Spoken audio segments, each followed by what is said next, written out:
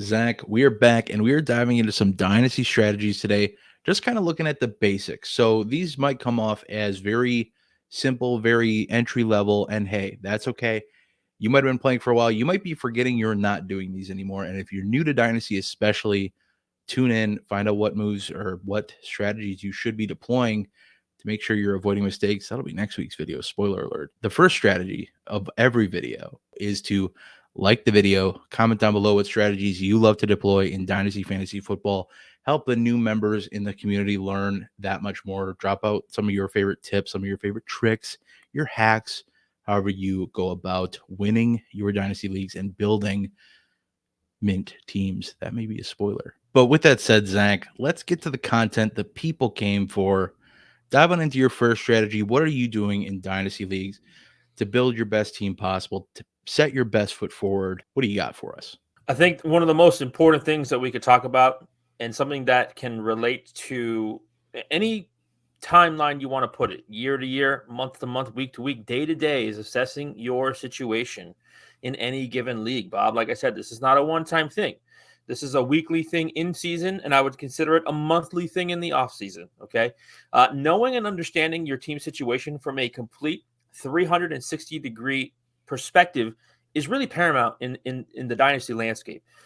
How does your team stack up in relation to, say, league scoring? How does your draft pick outlook for the following season look? How does your team look with production versus projections, rookies versus veterans, and taking a look at league standings and where you sit sometimes? Sometimes it's hard to assess yourself, Bob. This is where sometimes somebody else comes in. I have a lot of people that I rely on outside of the Dynasty Rewind scope to help me with a trade or help me with perspective. I also have people inside the Dynasty Rewind, such as you, that I send trades to every once in a while. We have our Discord. We have our roster reviews, all of which you can get access to in the pinned comments below. These are ways, if you cannot truthfully assess yourself, and you will know after a while if you're not good at it, these are ways to help your teams get better. And they're very important, Bob, because at the end of the day, we are putting money, time, and effort into this. And if you've noticed after a while that you're continuously in the middle or the bottom of the standings, you really need to reassess your situation. So like I said, sometimes people are good at doing this on their own. Sometimes they're not. And that's where like the Dynasty community comes in and helps out. But if you can't do this, if you can't assess your situation and your team in season, like I said, week to week, and in the off season, in a month to month basis, it's really going to hinder you from making progress on your teams here, Bob. Could not agree more. And I love the point you brought up about, relying on a Discord or somebody. I'll touch on this a little bit more later. 100%. If you're interested in getting on our Discord, getting it on the free trial now available at patreon.com for our $1 and $5 tier. Get a free week, test things out, see if it's for you. If it's not, that's okay. We appreciate your support either which way.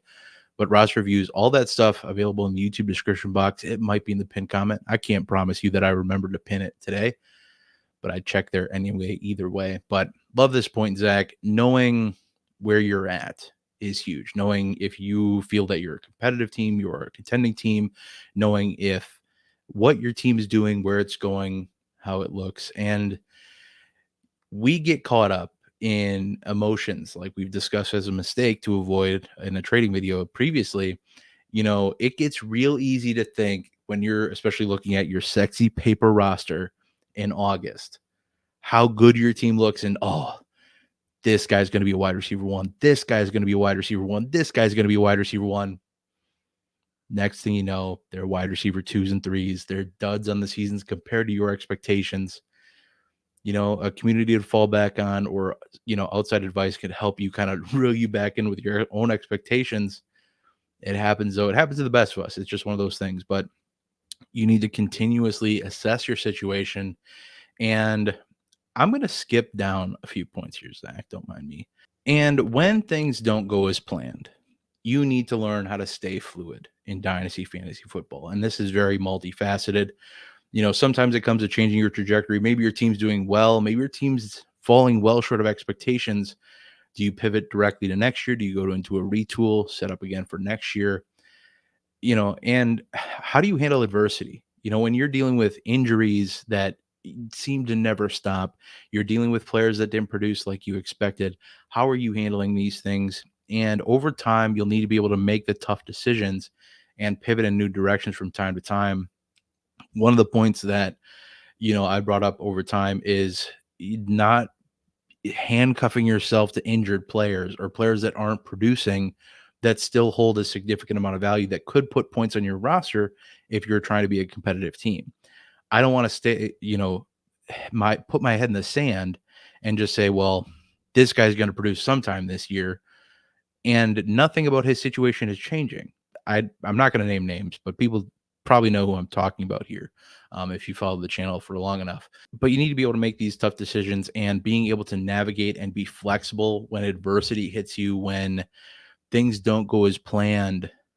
This is a massive advantage when you can take bad situations and, like I said, at the end of the day, stay fluid and ultimately work your way through situations, as opposed to, like I said, putting your head in the sand and just trying to chug along and do what you can to get by. Zach, I'd love to hear your thoughts on this. Feel free to dive into your next point if you feel the need to, or touch on this if you feel the need to. What do you got for us, Zach? Yeah, this is definitely one that I struggle with a lot. I probably tend to stick my head in the sand more.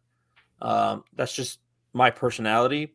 And there's another point that you're going to get to later that I have definitely taken to heart and has helped me in my strategic approach to Dynasty Fantasy Football. But this takes some learning, right? This is not, you can't just watch a video and be like, all right, I'm fluid. Like, Yeah, right. It's definitely Just look something at that water. right. It's definitely something that takes some time. And it kind of goes into my first point. Like, assess yourself. Are you fluid with news and information? Or are you somebody who sticks your head in the sand? People know. This is not a news flash if you know me. I stick my head in the sand. That's not news to anybody. So I like this point. This is probably one that I could be better on myself. And that's, Bob, going to kind of take me into my next point here. And I'm going to say this line and then give me some time to explain it. All right? Love it. Remember the dynasty component. It's okay to buy underperforming rookies or injured players that can help you in the following year. Right now it would be 2024, right? If we're talking today, mid-November, early November, whatever it is, we're talking about Kirk Cousins, J.K. Dobbins, extreme flyers for cheap that you shouldn't be able to. And I'll show you a Kirk Cousins trade, but we'll do that later, okay? Rookies that you could maybe buy for lower than what you should be able to. Like, I think JSN still fits in that category that you might be able to buy lower than what you should.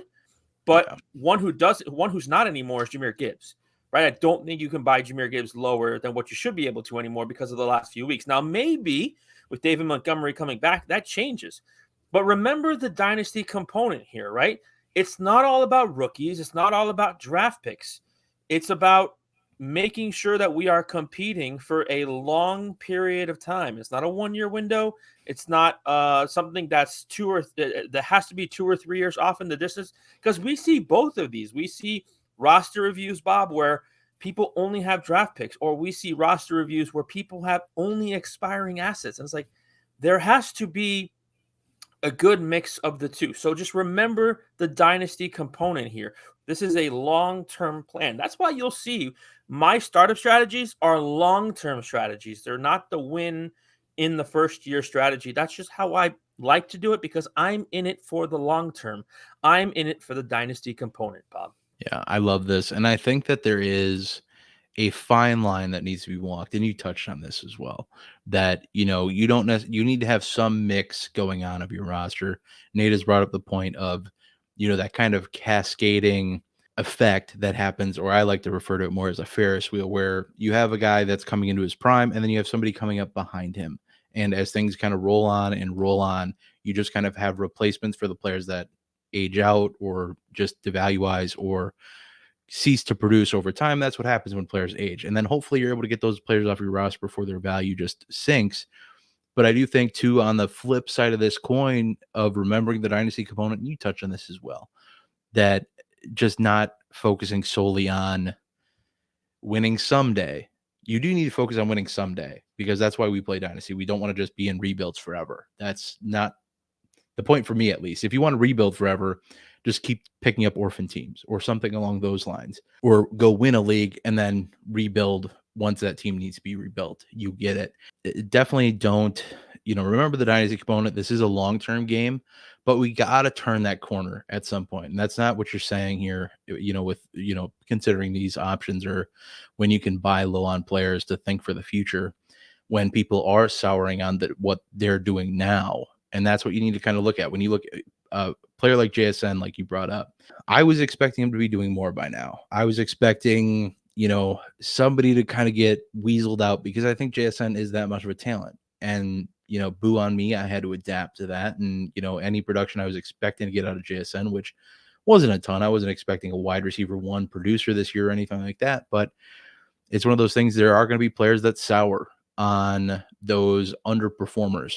Either which way, Zach, love this point, remembering the dynasty component. Moving on right into my next point. Something every dynasty manager, player, whatever, needs to learn over time, unless you quit after 1 year because it was a bad year, whatever the case is, you will be proven wrong more times than you can count because it's impossible to get everything right. But the worst thing you can do is fail to admit that and just be able to adjust and move on. And if you were dead wrong on how a player is going to produce or how a player is going to pan out, you can either sit idly by and let that player's value skyrocket and never get them on your roster without paying them or buying up at the peak value, or you can get it while the train's still going up. You can do one of two things. I always lean towards being willing to adapt to new information or, being proven wrong. It's okay to be wrong. It's just a matter of, be wrong for less time than you have to. If something is clearly staring you in the face and saying, hey, you were incorrect, two options.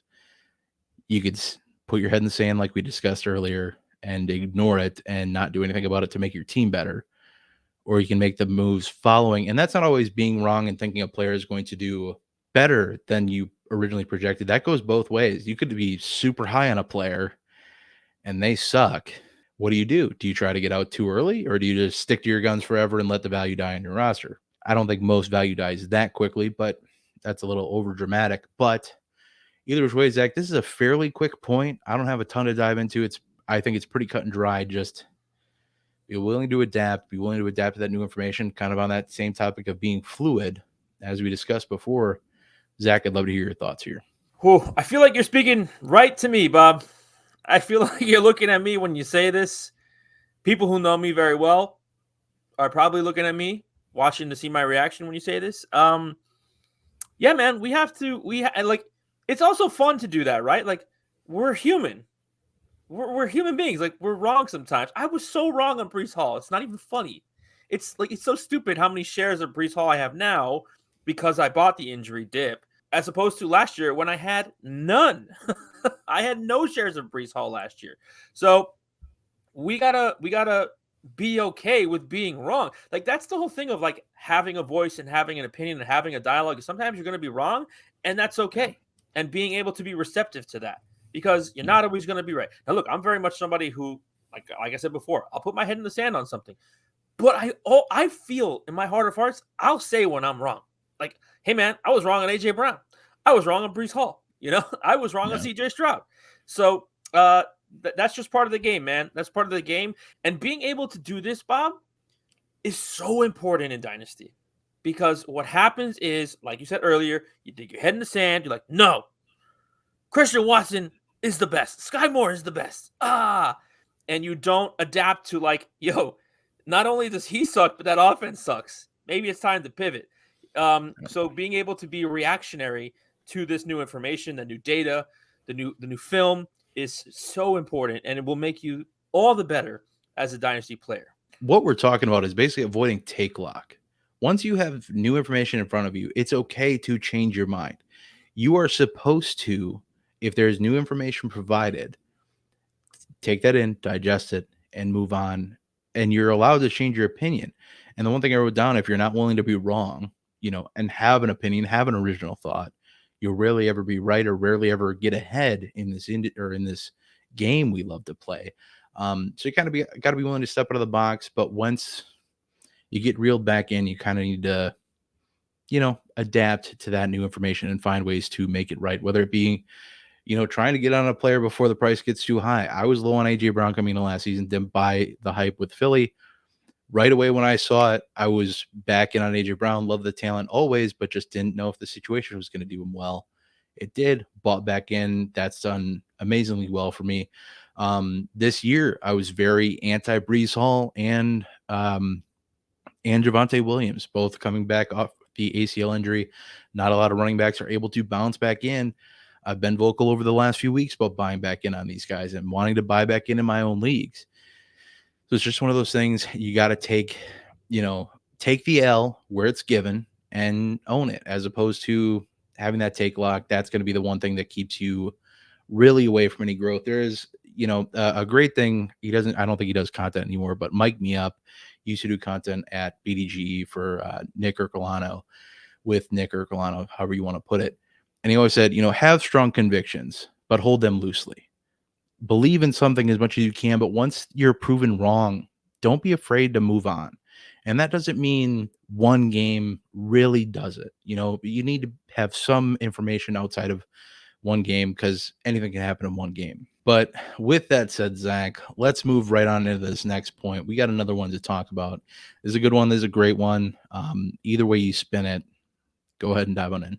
Bob, in order to be a good Dynasty player, you have to make moves that fit your path. Now, this goes two different ways, right? Rebuilding and contending teams. It's important as a rebuilding team to move assets before they completely fall off. We're in that time of the year right now. We're approaching leagues, trade deadlines.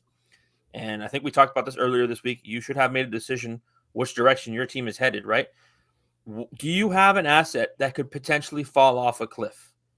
I think the best example of this right now, this year, is Aaron Jones. Love it.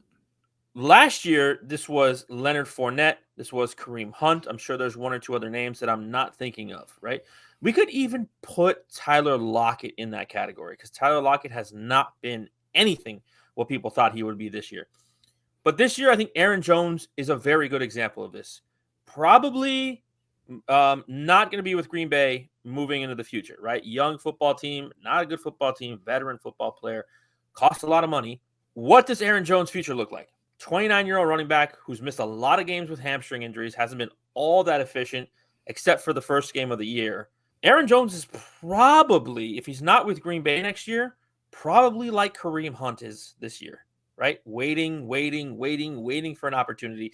So my overall point is if you're a rebuilding team and you have an asset like that, do not wait to move that asset. Because what in the world are you getting for Aaron Jones in March and April?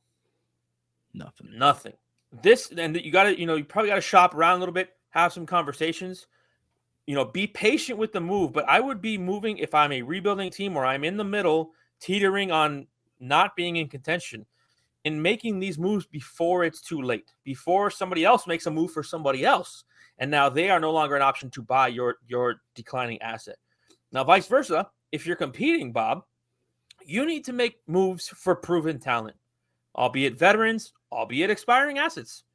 I think a great example of this, just this past week, this happened the day after the Thursday Night Football. We're recording the day after the Thursday Night Football game. D'Onta Foreman probably doesn't have a whole lot of value moving forward, right?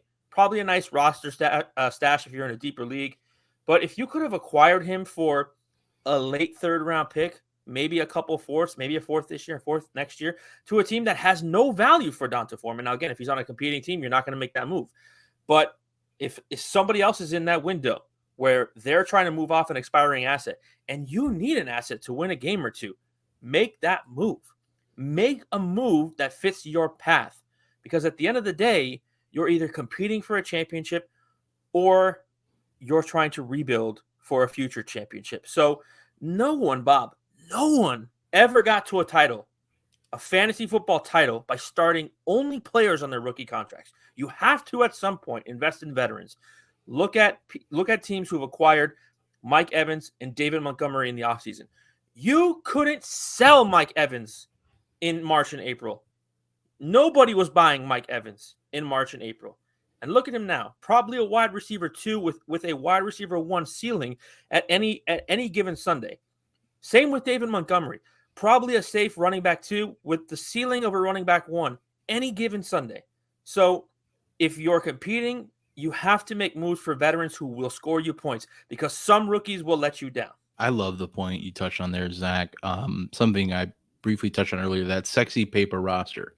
I've brought it up before in the past that young team that just isn't there yet. You know, that team that's just developing, 1 to 2 year, maybe 3-year vets, as in, you know, like you said, still in their rookie contract, whatever the case is.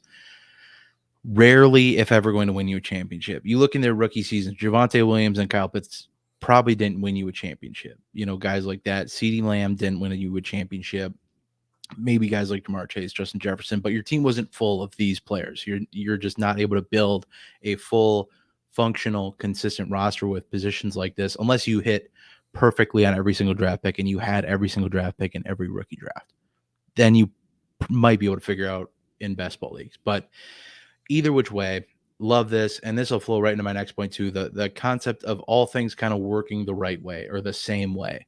When you're making moves that are consistent with the trajectory of your team, you are bound to, you know, have more power in facing one direction instead of, you know, two people trying to push a rock, like, you know, trying to go that way, but they're pushing from, you know, just wrong angles. Just push from the same side, get it done. It's a terrible example, but I digress. And I move into my next point.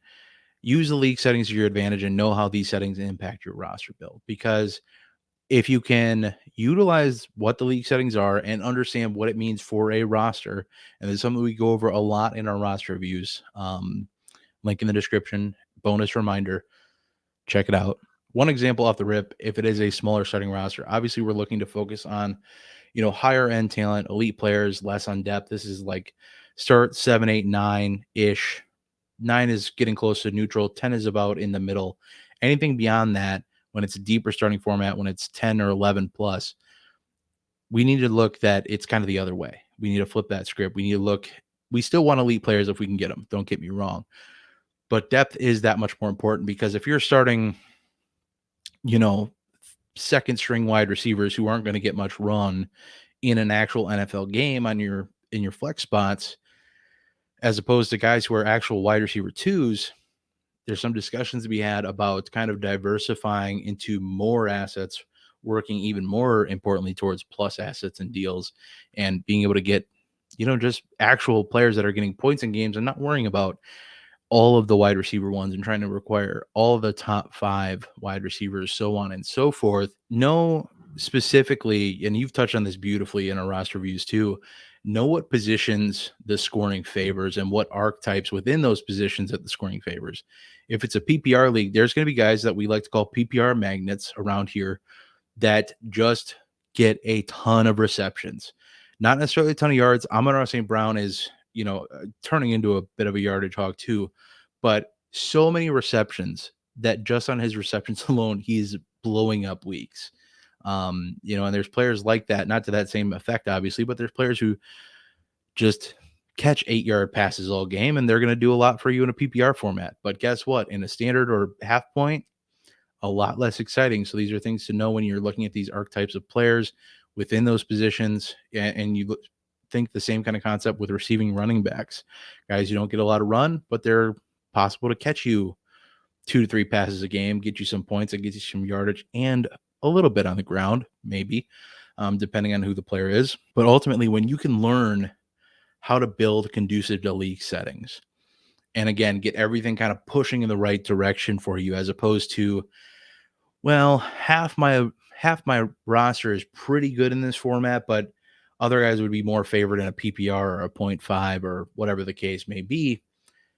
When you can get everybody working favorably, you know, and a great way to kind of figure this out is on Sleeper.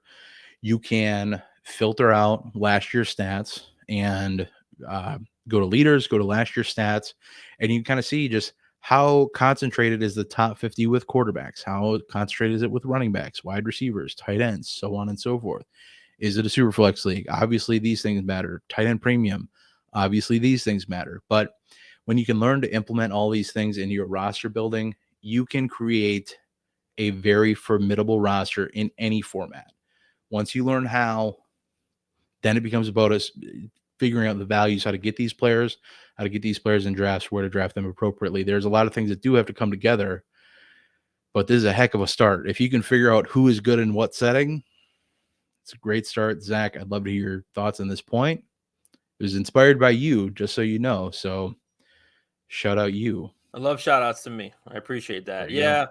This is really important. I think the most important thing is, understanding your league start size, because that really makes a difference in terms of trades. Like if you're in a start 11, start 12, trading one player for two, to me, when I'm factoring in the value of the trade, I'm saying, yes, there's a value for these players, but there's a value in getting two starters here. I'm getting two starters in a start 11. That means something. As opposed to, I'm now getting only one starter in start 11. Now I got to fill another spot, right? To me, that is a factor in the value of the trade. A lot of people don't consider that. So it's very important to know not know, but understand, like, if we're starting 8, we got to have a good, solid 5 elite players here.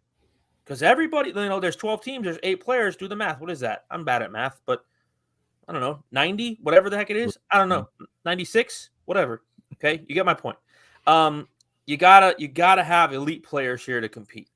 You don't want to be having start 8 and you're starting Romeo Doubs and Jared Goff and Dameon Pierce, and like you need the horses here, man. So again, the Jared Goff disrespect. Sorry, man. Sorry. All right, Zach. With that in the books, why don't you talk about your next point? This is a great one too. Knowing when and how to send trade offers. Sure. I'm not the blindly send out 12 trade offers, and I realize that works for some people, and that's fine. Dynasty is like a diet, right? Find which one works for you. Find which one works for you and go with that approach, all right? For me, I don't like to send blind offers because it's a waste of my time, and it's a waste of most of my fellow league mates' time.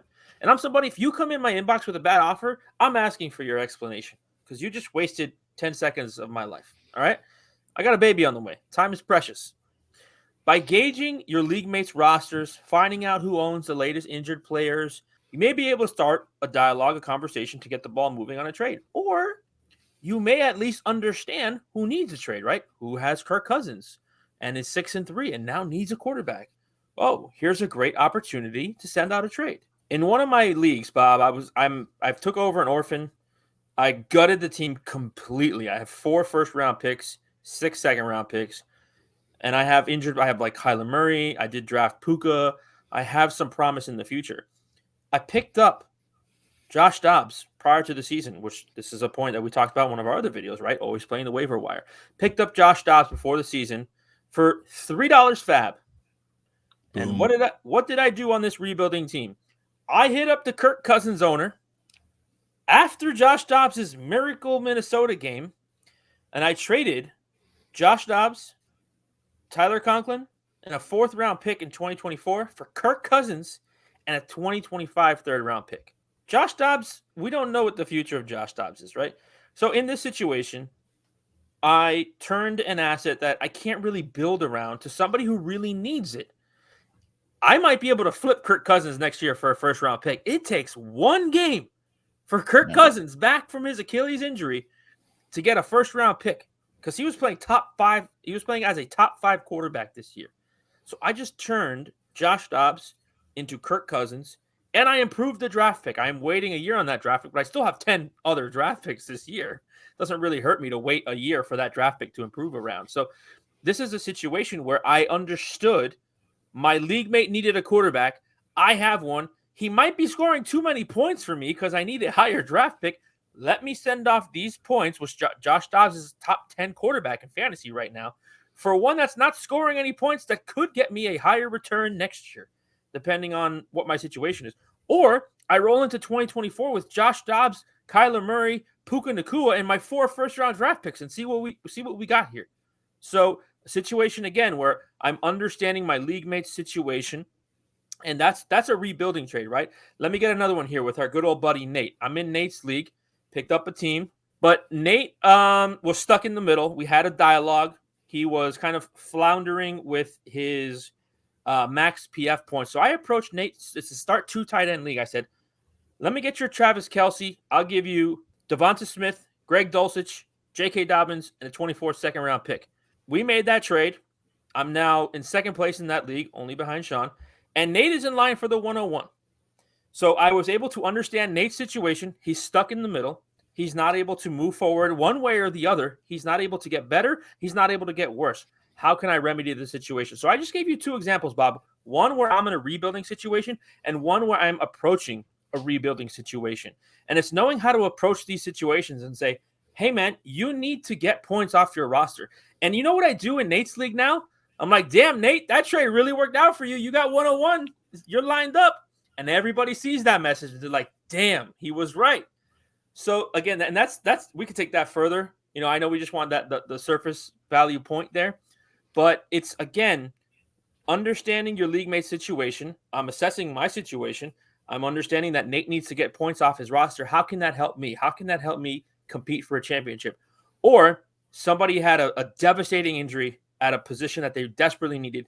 I have something that can help them out. How can that benefit me? So 2 examples of understanding those situations and how to send a trade offer, Bob. 1,000%. Something I touched on in my Dynasty Trading Strategy Guide, which you can also find in the YouTube description box, is just finding these avenues for trading, these access points, if you will, where you're working off an injury or you're working to try to help a team tank that much better. These are 2 prime examples of ways you got that done and ways that you were able to navigate a trade. And just in a general point, taking the time to figure out what a team actually needs, figure out what a team may actually want, where that team is headed, and sending an offer that makes sense, I think will be far more productive. I have no math to suggest this. I have no research doing this, just outside of my own personal feeling. But you talked about people who like to spam trades or just send out a bunch of blanket trade offers, cold call, whatever the case is. Instead of doing that, take the time you'd spend sending 10 trades and send one wisely after doing the research needed to make a smart trade. And I believe that you will 10x your trades that you complete because you're sending out smarter ones as opposed to just, well, I wonder if this rebuilding team wants Alvin Kamara for a first-round pick. No, they probably don't, or they at least shouldn't. In more cases than not, unless, you know, somebody else is going to pay for 2 first-round picks for Alvin Kamara, then I guess. But I love this point, Zach. It's a great point to know when and how to send those trade offers properly, as opposed to just, like you said, spamming offers. Having these access points, I think other ones we talk about, buy low and sell high windows. You know, when a player is not producing well, like we thought, like a Jahmyr Gibbs was pretty accessible, you know, with how disappointing he'd kind of been heading into the season, being a top drafted running back, not doing much. Then he blows up. That window's gone. But it's kind of one of those things. Look for those access points and those access strategies of playing off the trajectory they're working with and go from there. And that's a great way to start a heck of a trade offer and get more trades done. You know, one thing I will say, actually 2 things I will say, is sometimes when I send a trade offer, I do provide a brief explanation of what I'm offering and why. And I actually did this with one of our patrons. So considerate. With one of our patrons, Kay Wade, who's now in our Rewinders League, but we have another league. And I sent a trade offer to him, and I said, hey, look, you have a pretty bleak running back situation coming up in weeks 10 and 11 with the buys. And he said to me, he literally said, I didn't notice that. So it's a situation where I'm not trying to talk him into a trade. I'm just trying to say, this is why I sent this. Sure. This is you have a situation you may not be aware of that I kind of noticed. Now that's, you know, some people will, some people won't notice that. It's not a bad thing, but sometimes a 2 or 3 sentence explanation can go a long way. The other thing, Bob, is, and you and I have done this before, where sometimes there's just not a trade that makes sense. Yeah. You know, like when you wanted Roshan Johnson in our Rewinders League, I'm like, I just don't see anything that makes sense for us right now. And that's okay. Like, we all have this trade fever, right? But we got to know when it's okay to walk away sometimes. And maybe we'll reevaluate down the line the season, depending on our situations. But at that specific point, I looked at both of our rosters. I know that we're both competing. I'm like, I just don't see something that makes sense for both of us. And that's okay sometimes. And I think that your league mate will appreciate that, because a lot of times someone says, send me an offer. And I'm like, I don't see anything that makes sense. And they're like, you know what? Fair. Yeah. Thanks. and that's 100% where I'm at in that deal too. I said the same thing you said to me. I sent my best offer, and you're like, I don't see anything else here that I'm not interested in this. And other than that, for me, I didn't see really anything either, unless we got kind of complicated Well, or I had to also say, force something. I say this is a good offer. It just doesn't make sense for what I'm trying to do right now. That's true. You did say that. Yeah. 100%. Pivoting off of this topic and kind of piggybacking in a way, in terms of being an active league mate, you need to stay active in your league. And this is one of the most basic points we'll ever discuss on this channel, but it is one of the easiest to fall out of rhythm with, depending on how your teams are going. If you're just, not doing well, if you have a lot of rebuilding teams going on, somewhat easy to tune out because your teams aren't really competing. You don't care about your lineup necessarily on Sunday, whatever the case may be. It's so easy if you're in a ton of leagues or it's the off season, whatever the case is, to sort of check out or feel like, specifically when it comes to dealing with waiver wires or looking for trading opportunities like we just discussed, that adding this player may not be worth it. And my one thing or one note to you is, and this is a pretty multifaceted topic, but if there's a hot name on the waiver wire that may or may not pan out, either you add them to use them in your roster if you're competitive or you think they're a good stash, or you look to flip them. If you don't believe in the player, but you have room on your roster, you need to go add that player, or at least try. If you spend 20 fab and they go for 21, rule of fab betting, never bid on a $5 number. Always bid a 1, 2, 3, or 4. Never bid on a 5 or a 0. You get it. Also, obviously, 6, 7, 8, 9. You get it. That's the fab strategy of the day. That'll be all. Or you don't have enough room on your roster to add them anyway. I'll give you a pass for that if you don't have anybody worth cutting. Don't cut players you don't have to. Another prime rule of waiver wire transactions. But, this also goes for not just making moves or not avoiding, 2 years ago when Rex Burkhead was popping off at the end of the year, I had a competitive team where Rex Burkhead's the guy. I guess and this was actually to play keep away in a league to keep him away from my opponents. And I had somebody go down, and then I needed to start Rex Burkhead anyway. So it worked out. He scored really well, won the league that year. It was great. It was awesome. Everybody was happy, except my league mates, I guess. But this also goes for paying attention to the transactions made in your league. And sometimes, especially depending on the roster format, players will be cut when they shouldn't be. Dynasty players will cut players they shouldn't. Or a trade will come up that tips the scales, maybe in a competitive way that makes your number one competitor either better than you or a lot closer to being competitive with you. And you kind of got to go tit for tat in terms of, well, man, their team just got really good. Do I need to look at making a move? Or any case, if it's a team on the fringe of making a playoff run and you're on that fringe too, do you need to make a move to be able to stay in the playoff race, especially now that we're coming to trade deadlines anyway? Only so many trade partners, only so many teams are going to want to dance that trading dance. But whenever a move is made, check into the league, see who got cut, see who got traded. I'm not saying you need to write up some 10-page thesis on what happened or anything like that, but it'd be wise to stay in tune with the league and what the impact of the transactions that are made within your league are, what those implications are. Stay on top of that and just kind of be wary. Sometimes trades can shift the league. And I'm not saying that, the bad trades, obviously the bad trades that should be probably vetoed or, could be collusion. I'm not talking about those, but just trades that can kind of tip the scale one way or another with maybe this team is looking to go into a significant rebuild. And if anybody ever says fire sale in your league, you better be in there to try to get the competitive players off their roster before somebody else does. And same if somebody decides, hey, I'm looking to go all in, pay attention to what your league mates are saying, pay attention to how they're acting. Actions always speak louder than words, even though they sometimes make it very confusing what a team is doing in a league because you thought they were rebuilding and they go and make a competitive trade against Zach's previous suggestion that we talked about earlier. You got another point coming here, and this is something that people need to hear. This is going to be hitting people pretty quick, because we're going to see this flip, and it happens in a blink. What do you got here, Zach? What do you think of this next point? What's your bit of advice here? Let me just preface this point by saying you will never be able to only do things this way, but it will help you if you do. I am trading for draft picks, Bob, anytime except prior to the draft.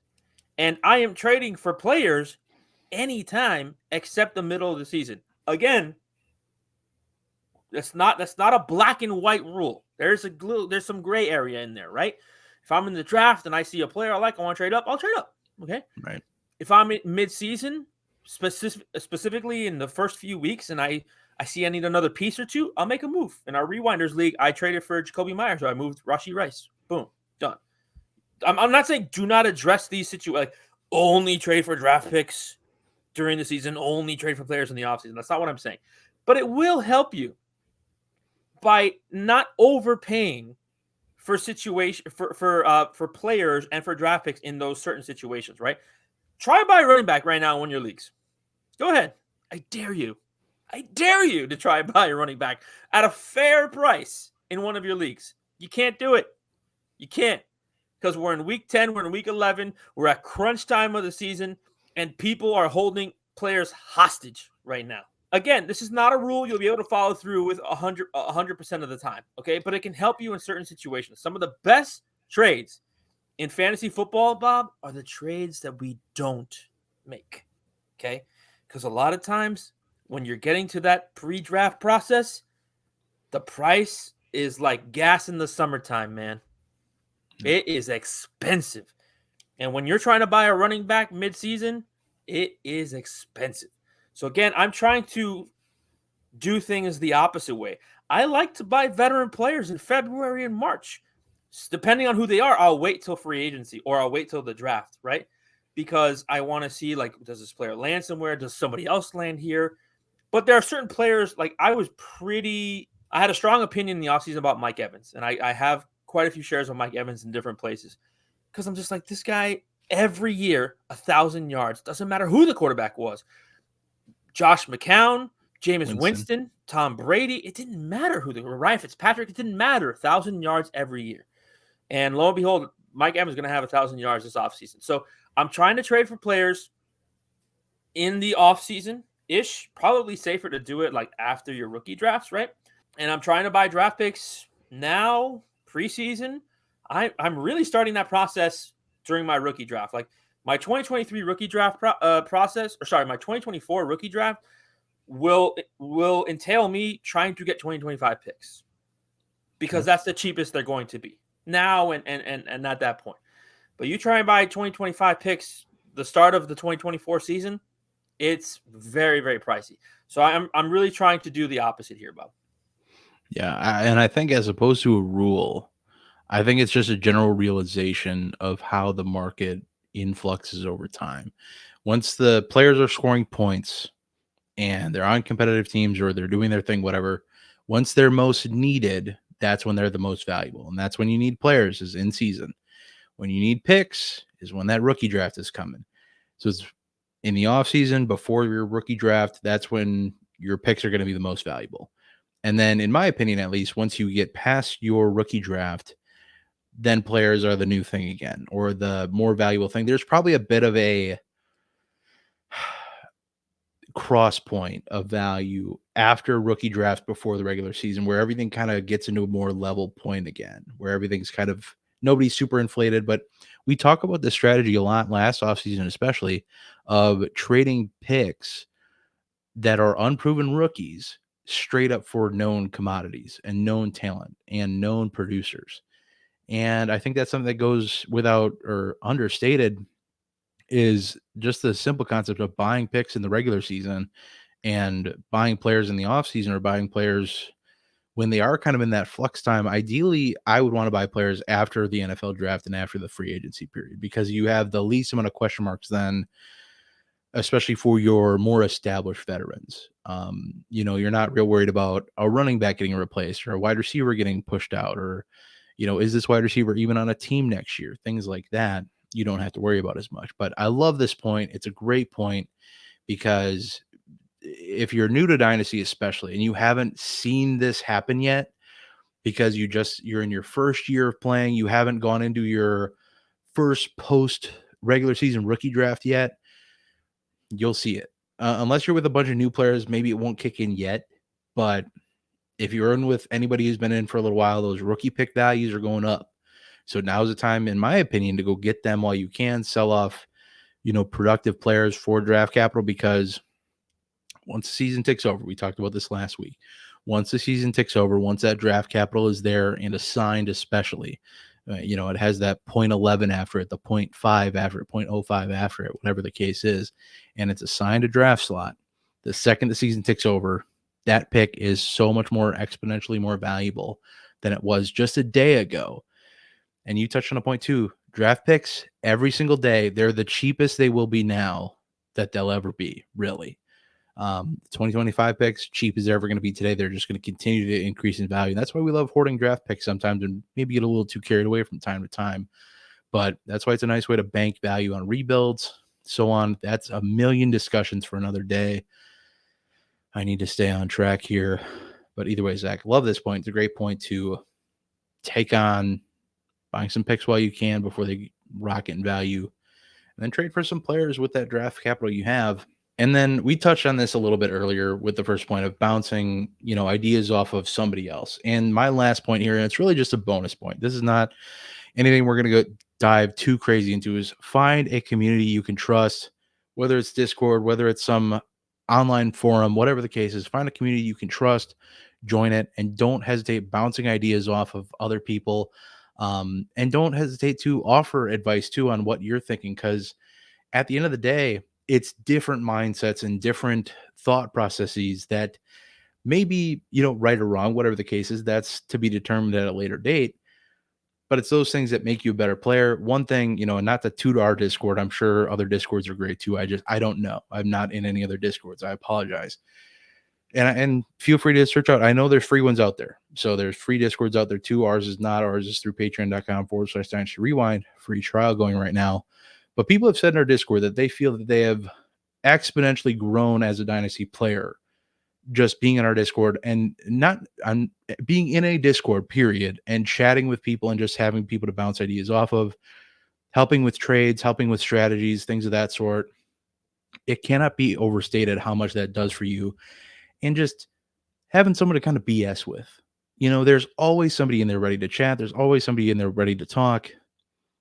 I'm sure it's the same for other Discords too. I'm not just trying to pump up ours. I'm saying find a community. It can be any community, and I mean that. Find one. That's what this game is about too. We want to, have connections with people that love the sport we love. That's the name of the game, and that's why we like to be so engaging and active. And the community helps you do that, and it helps you enjoy it that much more, especially when you're not just, in a league chat that you're trying to beat everybody in. Some guys you may be in leagues with, some guys you might not be. And those are the guys that are going to give you the most unsolicited, unbiased advice, because no skin off their bones if your tactic works or it doesn't. Whereas if you're in a league chat, somebody could be trying to smoke screen you. I'm just saying it's possible. I'm always going to give you 100% if we're in the same league. I'm not going to do that to you. But Zach, feel free to touch on this community topic. I know you're big on it too. I'd love to hear your thoughts before we get out of here. Yeah, I think this is really important, man. I know you don't want to tout our Discord, but it's pretty awesome. I just don't want to beat it to death. Like it is great. I love everybody in there. I love everyone in there. And I don't want to try to hide the fact that there are other Discords out there that are free. Love our Discord. Love the guys. I could rattle off a bunch of names, but I don't want to play favorites. So Me? I apologize. Yeah, no, I think this is a great point, man. I love that this is the last point. This is the bow. This is the cherry on top of the points. But man, like, I'm gonna be honest with you. Like, I came to Dynasty Fantasy Football after some serious family stuff happened, and it's given me like this, like community of people. Like, we've had things happen in just our Dynasty Rewind crew that Sure. Other people don't know about, and just to have that community with you guys, and I have friendships from people in the Patreon that I never would have. Damn you, Julian. But this is a great point, man. And You think it's so simple, but I think it's really important, man, because like I tell this to my girlfriend, like I don't do very much, right? I don't go out to the casino, I don't go to the strip club, I don't do this, but I play fantasy football. So if you see me laughing on my phone, it's not another chick. It's something somebody at the Discord. It's something somebody said in the Discord, man. I gotta show. Look what he said. It's so funny. This is a very true point, man. And I love that this is the last point that we can wrap up this whole video with.